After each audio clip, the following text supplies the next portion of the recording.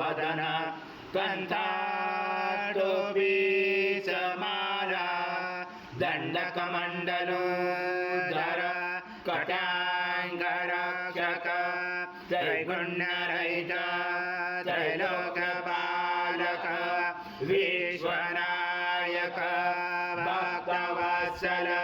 कलियुगे श्री स्वामी समर्थ अवतार धारक पाहिमा ब्रह्मानंदं परम सुखदं केवलं ज्ञानमूर्ति